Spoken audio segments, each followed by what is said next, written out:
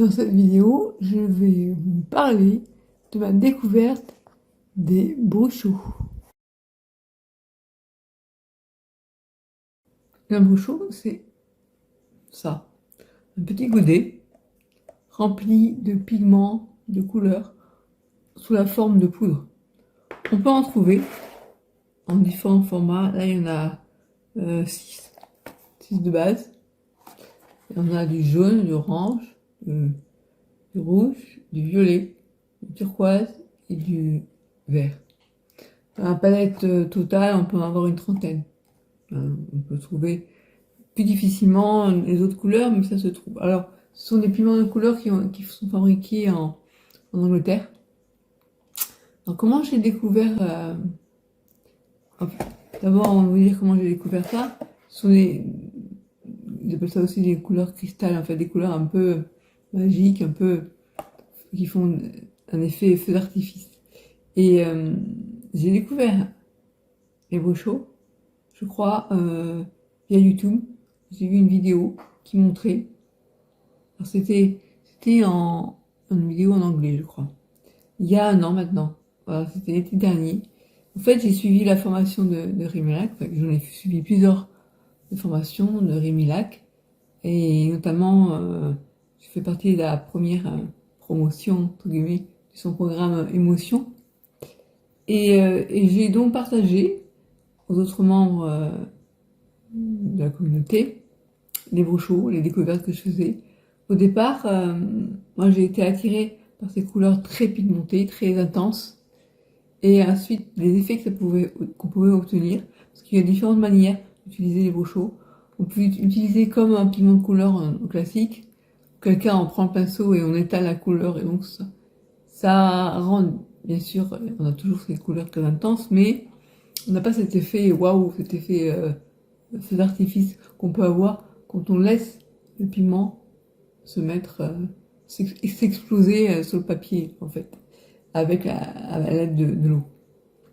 Donc, au fil du temps, j'ai fait différentes découvertes de ce pigment et j'ai appris à savoir l'utiliser. J'ai cherché des informations ailleurs. Il n'y a pas grand-chose. J'ai trouvé 2 livres écrits en anglais qui m'ont pas apporté beaucoup finalement. Je les ai regardés comme ça, mais j'ai plus appris de ma pratique au quotidien parce que j'arrive à pratiquer tous les jours. Au maximum que j'ai peint 3 aquarelles par jour en fait. Et là vraiment, je sais d'ailleurs que Rémi le dit, hein, j'ai été très très productive. Et c'est comme ça en fait que j'apprends le plus. Ce qui ne veut pas dire que via les formations on n'apprend pas. C'est complémentaire vraiment. En fait c'est un peu comme si on vous donne la théorie et après vas-y essaye quoi. Et je ne saurais que trop vous conseiller de pratiquer au maximum ce que vous apprenez pour expérimenter par vous-même. Et moi, les brochos, en fait, j'ai eu une vidéo, une formation, je sais plus où est-ce que c'était, mais c'était en anglais. Ce que j'ai appris, en fait, j'ai pas appris grand-chose, mais elle montrait comment on faisait une fleur avec les brochos. J'ai compris différentes choses au fil du temps, notamment que si le papier est sec, le brochot, bah, c'est comme n'importe quel autre pigment de couleur, il est stoppé par la sécheresse du papier. Sauf s'il y a vraiment beaucoup d'eau, auquel cas il peut diffuser, mais si on veut pouvoir diriger, parce que après, c'est ce qu'on appelle la technique du pouring, quand on met beaucoup d'eau sur un papier, où on doit prendre sa planche et bouger le papier pour conduire les pigments de couleur là où on veut. Pour aider ça, en fait, on lui fait un canal d'irrigation, je sais pas comment dire ça autrement. On prend de l'eau avec un pinceau et on mouille là où, en fait, aux endroits où on mouille le papier, le pigment va être attiré par l'eau en fait. Donc, par exemple, si vous voulez faire un soleil avec des rayons, prenez un pinceau d'eau, mettez juste de l'eau dessus, vous faites un petit cercle, vous faites comment on dit ça, des rayons du soleil. Après, quand vous posez le pigment, par exemple très peu, parce que je sais qu'au début on a tendance à en mettre un peu trop. Soyez pas monsieur ou madame plus, mettez ça doucement. Vous pouvez toujours pigmenter plus au fur et à mesure, mais mettez un petit peu de pigment de poudre sur le papier à l'endroit où vous l'avez mouillé, vous allez voir que ça va se diffuser tout seul. Ça va faire les rayons du soleil sans même que vous n'ayez à prendre le pigment pour l'allonger. C'est ça qui est magique dans ce pigment. Il y a aussi, ce qui est magique surtout, c'est l'effet que ça peut faire. Je vous laisse découvrir. Si vous avez différentes manières, vous pouvez soit déposer directement le pigment sur le papier sec et vous mouillez après par-dessus, et avec le spray, où est-ce que j'ai mis le spray? Il n'est plus là.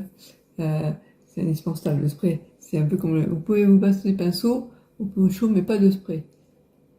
Et donc vous pouvez soit mouiller le papier une fois que le pigment est posé, soit mouiller d'abord le pigment, mouiller d'abord le papier et après poser le pigment dessus, et vous pouvez avoir un effet très sympa si vous rajoutez de l'eau.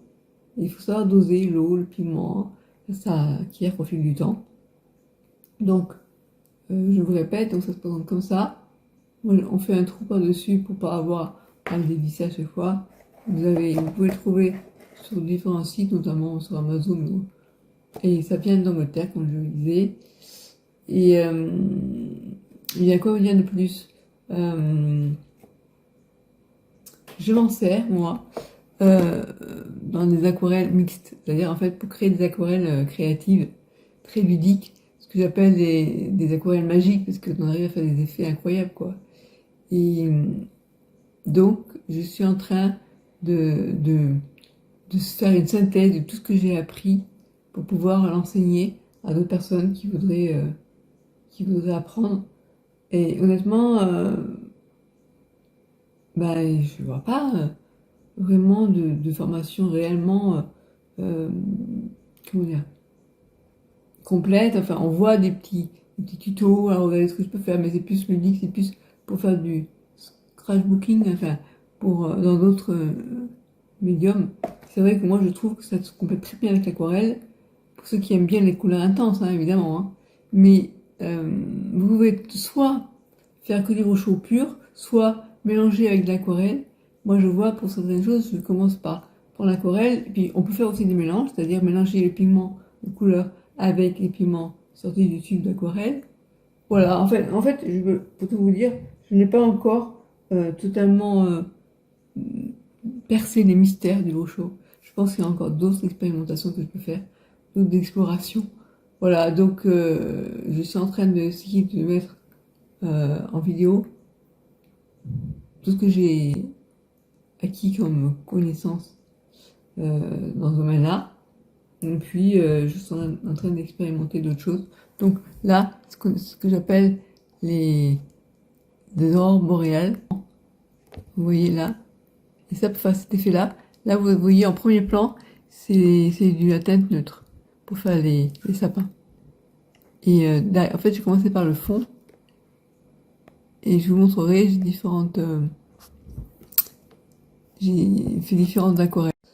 Ceci est ma première aquarelle avec un fond brochot qui m'a fait dire que c'était vraiment